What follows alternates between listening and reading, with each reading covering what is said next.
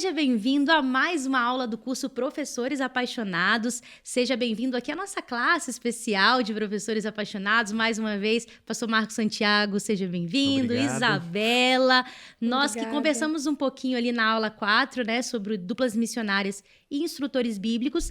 E vamos falar agora sobre interessados estudando a Bíblia. Vamos descobrir aí as técnicas eficazes para alcançar esses interessados, né, pastor? E eu já quero começar fazendo pergunta, que é como as unidades de ação podem ajudar a identificar, né, a encontrar ali, incentivar interessados, pessoas, né, a estudarem a Bíblia. Gente, é muito bom estarmos juntos de novo. Eu estou a cada dia mais apaixonado pela Escola Sabatina. E quando eu penso na minha paixão, eu tenho que aproveitar ou até criar oportunidades. E as oportunidades são criadas no meu cotidiano. É no trabalho, é numa escola, é na vizinhança. Então, a forma de termos novos interessados para estudarem a Bíblia é irmos ao trabalho e entender que o trabalho é o campo de missão do adventista. Então, você que é professor de unidade, converse com seus alunos, aqueles que têm uma profissão, aqueles que atuam fora no mercado de trabalho, para que eles comecem a olhar cada colega de trabalho, seja o patrão, seja um colega submisso em termos de função, como um candidato ao reino de Deus. Você começa orando por ele, você se aproxima dele ou dela e você já oferece o estudo da Bíblia. Vizinhança também. Ellen White fala muitas vezes sobre o trabalho missionário com os vizinhos. É encantador a gente ler o livro Evangelismo, Serviço Cristão, e ela repete muitas vezes sobre dar atenção missionária ao vizinho. Só que eu gosto de pensar que na época a Ellen White morava talvez em alguma fazenda, e quando ela falava de vizinho, o vizinho mais próximo estava a 5 quilômetros, 10 quilômetros. Imagine o desafio que era se aproximar do vizinho naquela circunstância. Hoje, nosso vizinho está do lado, está embaixo, está em cima, depende da condição de moradia. E até digo também que a condição de moradia muda a condição de relacionamento. Então, observe como as pessoas moram, se é apartamento, se são casas. Casas, as pessoas são um pouco mais acessíveis. Apartamentos, você precisa criar uma condição de contato com essas pessoas. Então, a gente consegue, pelo cotidiano, pela agenda pessoal, levantar mais interessados para o estudo da Bíblia.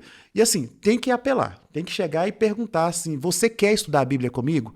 Ou eu estou orando por você já há algum tempo e Deus colocou no meu coração que nós poderíamos estudar a Bíblia juntos. Então é assim que a gente levanta novos interessados. Você que é professor, você vai à sua unidade, faça uma listinha de quantos colegas de trabalho cada membro da unidade tem, quantos vizinhos e quais são os nomes dessas pessoas, quem são os afastados ou membros da família que nunca foram batizados, e a gente vai ter um enorme número de pessoas relacionadas aos membros da igreja que são candidatos ao estudo da Bíblia e certamente são candidatos ao reino de Deus.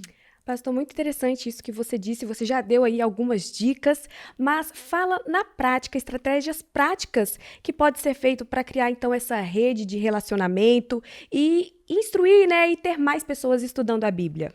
Legal, olha, eu gosto muito de comer, acho que vocês também, né?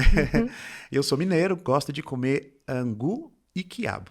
Eu até falo para o pessoal que quando eu estiver na minha casa, lá na Nova Jerusalém, que não precisa ser mansão, pode ser um barracão, no fundo ali, uma edícula, um quintal grande, eu vou plantar milho, vou plantar quiabo, e quando vocês me visitarem, eu vou receber vocês como um bom mineiro lá na Nova Jerusalém.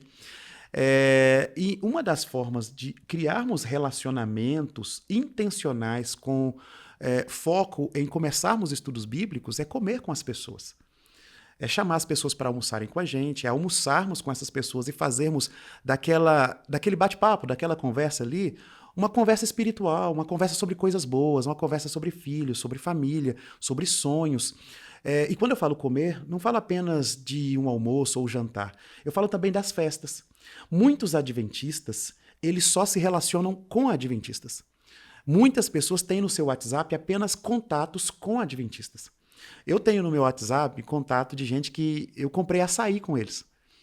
E eles me mandam publicidade de açaí. Então, eles estão me dando o direito de mandar para eles publicidade de Verdade. alguma coisa Com da igreja. certeza. Essa é uma boa ideia. Então, assim, a gente precisa aproveitar esse cotidiano. A gente tem festas de família, é um casamento de alguém, um aniversário de outra pessoa. A gente precisa se envolver. Ah, mas o meu parente bebe, o meu parente coloca lá alimentos que eu não consumo. Tudo bem, você não vai beber, você não vai comer esses alimentos, mas você vai se relacionar. E eles vão olhar para você e entender que o cristão, ele sabe se defender de situações desafiadoras para a sua fé, mas ele também sabe se posicionar positivamente com quem não é cristão, com quem não é crente. E exatamente essa relação, que é o método de Cristo de se misturar para ganhar confiança, no método de Cristo, ele sanava as necessidades. Mas nem todo mundo com quem a gente vai se relacionar precisa de alguma coisa da gente. Nem todo mundo precisa de uma cesta básica. Às vezes a pessoa não tem necessidade nenhuma da gente. Mas é exatamente na falta de necessidade das pessoas que a gente vai usar o que é comum ao ser humano, que é o relacionamento, para a gente ofertar a essas pessoas algo mais do que o relacionamento, que é a salvação em Cristo Jesus. Então eu diria que essa é uma forma prática. É o WhatsApp. Tem uma senhora, eu a conheci há uns 10 anos, achei incrível.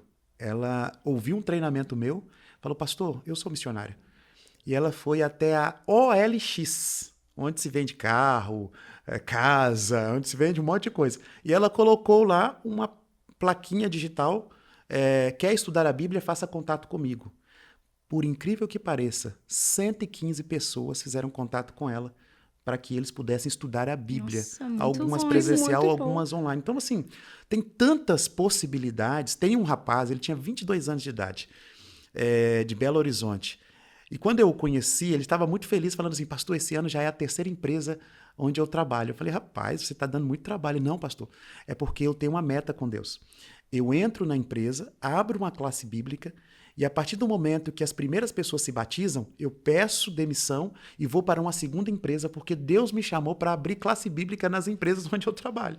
Gente. E ele, quando falava comigo, já havia levado ao batismo cerca de 12 pessoas, colegas de trabalhos de 2 empresas onde ele atuava, e agora ele já estava na 3ª empresa, e ele abria a classe bíblica no momento do almoço, na hora do almoço. Pegava 15, 20 minutos ali, e numa sequência diária de estudos bíblicos, ele estava conduzindo pessoas a Jesus. São oportunidades muito práticas. E quando a gente ora, né, para Deus, ele vai nos mostrar, porque o que não falta Certeza. é oportunidade no nosso Certeza. dia a dia, né, pastor? Não, se você me lembrou de algo, um testemunho pessoal. Eu sempre dei estudos bíblicos, eu amo dar estudos bíblicos, sabe? Olhar uma pessoa se encontrando com Jesus a partir da nossa influência, para mim não tem nada que pague. Então, rapidamente, 2 experiências. Para você, professor, também contar as suas experiências. E uma das formas de liderarmos a unidade é contar a nossa história missionária. Uma delas, eu fui para um pequeno grupo e eu estava clamando muito a Deus para enviar alguém para estudarmos a Bíblia juntos. E naquele pequeno grupo tinha o irmão Ademar. Eu pedi para o pessoal orar para que Deus enviasse alguém para eu ensinar a Bíblia. E naquele pequeno grupo, o irmão Ademar pediu que Deus enviasse alguém para estudar a Bíblia com um amigo dele, porque o irmão Ademar viajava muito e não conseguia dar estudos bíblicos para esse amigo, o Egner. Eu rapidamente assumi, porque naquele pequeno grupo era a resposta à minha oração e resposta à oração do irmão Ademar. Eu assumi o estudo bíblico e, para a honra e glória de Deus, pouco tempo depois o Egner foi batizado. A esposa do Egner, o Egner, ensinou a Bíblia para a esposa dele. Ela foi batizada um período depois, juntamente com o filho dele. E há mais ou menos 6, 7 meses, o Egner me mandou uma foto, a sogra do Egner sendo batizada, porque ele e a esposa ensinaram a Bíblia Olha só. para a sogra. E um outro testemunho muito, mas muito legal mesmo, que eu particularmente teve, porque você se lembrou, né, da questão da oração. Da oração. Eu sempre oro a Deus pedindo que Ele envie pessoas para eu estudar a Bíblia. E eu tenho uma pessoa que eu adquiro produtos com essa pessoa. Essa plaquinha que a gente mostrou foi esse fornecedor que produziu. Essa camisa que a gente está usando aqui foi exatamente esse fornecedor quem produziu. E ele falou assim, pastor, a minha empresa tem que ser missionária. E eu falei, então, apresente alguém para a gente estudar a Bíblia. E ele foi para o alto do monte, às 4 da manhã, orou a Deus. Deus mostrou para ele um colega de trabalho e nós começamos a estudar a Bíblia. Esse colega de trabalho estava para se matar, perdeu a família, estava bebendo E a gente começou a estudar a Bíblia às quintas-feiras, às 6 horas da manhã, e pela internet. Para a honra e glória de Deus, ele ainda não foi batizado, mas 3 meses depois ele recuperou a família, ele não bebe mais, e há 2, 3 semanas, em um dos nossos estudos bíblicos, ele falou assim: pastor, eu passei na frente da igreja adventista, que vontade me deu de entrar. E pastor, da próxima vez eu vou entrar, estou me preparando, pastor, para ser um membro da igreja adventista do 7º dia. Porque Que a gente bênção. orou, Deus enviou a pessoa e Deus está nos usando para trabalhar com essa pessoa. Então, Que a bênção. oração aí como ponto essencial, né? Diferencial nesse processo de angariar ali pessoas interessadas para estudarem a Bíblia. E aí, pastor, vamos dizer então que a gente alcançou então os estudantes da Bíblia. A unidade foi atrás, já temos a lista, as pessoas aceitaram. Como que a unidade ela acompanha agora essas pessoas para que eles sejam discípulos antes e também depois do batismo? A unidade geralmente tem 12 pessoas. Elas se cuidam, elas se amam, elas têm um senso de pertencimento muito materializado. E quando a gente pensa em alguém que está estudando a Bíblia, essa pessoa ela está criando relacionamentos com desconhecidos. Mas, ao mesmo tempo, ela está tendo ruídos de relacionamento com conhecidos, que é um esposo, a esposa, Sim. filhos, amigos. Então, essa pessoa precisa de uma relação que dê para ela segurança, que ela vai ter gente boa que tem interesse em cuidar dela e, de certa forma, vai substituir a relação de afeto que ela tem com familiares ou amigos. Então, uma das formas de a unidade cuidar dos interessados é visitar esses interessados que já estão estudando a Bíblia. Essas visitas podem ser presenciais, naquela serenata que é tão legal, né? Quem está batendo na portinha do seu coração? Lá, Já fiz lá. muito. É legal, né? É uma coisa incrível. Pingo de chuva e tal. Imagine você chegar no portão de alguém e começar a cantar para aquela pessoa, a vizinhança vem e olha, e você está dizendo o quanto aquela pessoa é importante. Uma outra possibilidade é fazer essas visitas de forma online. O instrutor bíblico, por exemplo, às terças-feiras ensina a Bíblia às 8 horas. Naquela primeira oração, a unidade de ação invade a casa da pessoa que está estudando a Bíblia por uma chamada de vídeo. 8 pessoas ali sendo apresentadas para o estudante da Bíblia. E aquelas 8 pessoas, ao serem apresentadas, vão orar com ela. E é uma coisa incrível. Quando alguém vem à igreja pela primeira vez, não necessariamente a pessoa vem por causa de Jesus, ela vem por causa do amigo que convidou. A pessoa fica do lado de fora esperando o amigo chegar. Se o amigo não chegar, a pessoa fica constrangida e talvez não entre. Agora, se ela teve um contato com a unidade de ação antes, seja virtual ou presencial, ela já será aguardada por no mínimo 12 pessoas que sabem o nome, que já conhecem a fisionomia, que já vão dar um abraço de boas-vindas, e agora aquela pessoa vai ter a sua família estendida. E quando ela também tiver alguma dificuldade, seja material, seja emocional, seja espiritual, ela tem ali a sua família de fé que já vai abraçar, que já vai cuidar e vai dizer, olha, seja bem-vindo à família de Deus. Então, antes de ser um membro da igreja, a pessoa passa a ser um membro da unidade de escola sabatina.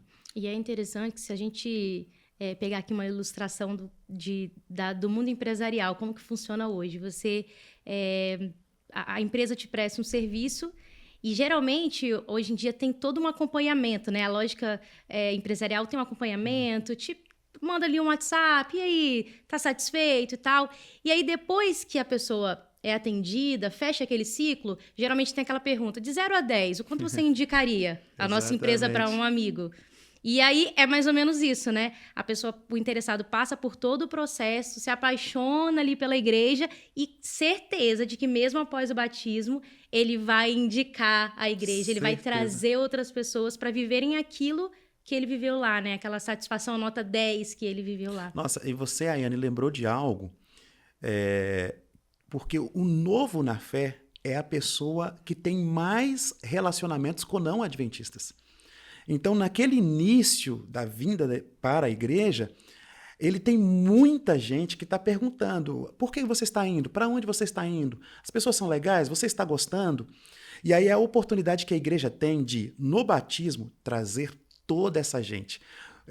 Eu, quando atuava com igrejas locais, todos os batismos, eu combinava com as unidades de ação, a gente fazia bolo mesmo de aniversário, a pessoa que se batizava colocava um chapeuzinho, até língua de sogra a gente arrumava, porque era como a comemoração de um aniversário ou o nascimento de alguém. E ele trazia os familiares, tinha salgadinho, era uma delícia, tudo vegetariano, tudo natural. E o que era legal é que as pessoas que viam aquele familiar ou amigo sendo tão bem tratado e tão bem amado, que muitos falavam assim, se eu vier, vai ser assim que vocês vão me tratar? E aí a gente conseguia começar relacionamentos missionários com aquelas pessoas que vieram para o batismo que aconteceu. Sim.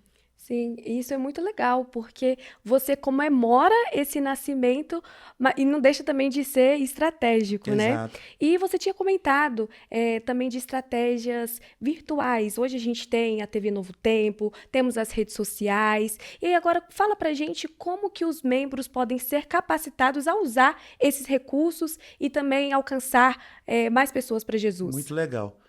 A gente falou da plataforma Sou Missionário, né, onde eles podem buscar treinamento missionário, inclusive sobre como trabalhar missionariamente com pessoas através da internet. Mas você falou da Novo Tempo. Nós temos aqui nos estados do Rio de Janeiro, Minas Gerais e Espírito Santo 360 mil pessoas que pediram estudos bíblicos para a TV Novo Tempo. Essas pessoas são nossas vizinhas. Eu estava num treinamento e quando eu passei a lista desses interessados, o irmão pegou e falou assim, pastor, essa aqui é a minha vizinha, a gente mora no mesmo bairro há mais de 30 anos. Gente, olha. Teve uma outra situação em que nós ligamos para convidar uma dessas pessoas para um encontro de amigos da Novo Tempo. A pessoa morava em frente à igreja adventista e me falou assim, mas quanto que paga para entrar? Eu me assustei. Eu perguntei, mas como assim? Por quê? Ela disse, porque vocês entram bem vestidos, vocês fecham a porta, então eu entendi que aquela recepção ali tinha uma falha, porque fechavam a porta, os recepcionistas entravam para a igreja e vocês não gritam. Então eu pensei que era uma espécie de um clube, foi o que ela citou. Então, quando a gente pega essas pessoas interessadas pela Novo Tempo, muitas delas, eu me lembro da Dona Maria, do bairro Céu Azul, lá em Belo Horizonte, eu liguei para ela e falei assim, Dona Maria, eu tenho um guia de estudos da TV Novo Tempo para a senhora, do Apocalipse, e ela falou assim, glória a Deus, ela deixou o telefone e saiu gritando glória a Deus. Quando ela retornou, ela me disse que a bolsa dela havia sido roubada e a revista dela foi levada. E ela estava orando a Deus para conseguir novamente a revista. E a Dona Maria hoje é membro da Igreja Adventista do Sétimo Dia. Então, a Novo Tempo são pessoas que estão ali à disposição, já deram o primeiro passo, porque elas já pediram o estudo da Bíblia, já estudaram a Bíblia, agora é a igreja que tem que dar um outro passo, através das unidades de escola sabatina, para trazer essas pessoas para uma relação com a Igreja Adventista do Sétimo Dia. A pessoa já está com o queijo e a faca na mão. Exatamente. Com essa parceria com a TV Novo Exatamente. Tempo, né? Você é mineira, né? Falou de queijo, né? Bom, a gente está chegando, então, no final da nossa aula, né? Mas aí, você que está aí nos assistindo na sua classe, já sabe que a gente tem aquele desafio, que é aquela entrevista ping-pong, que a gente coloca o nosso convidado aqui na mira da verdade para responder de forma rápida, com uma frase, completar, então, as frases que a gente preparou aqui, pastor, para você hoje.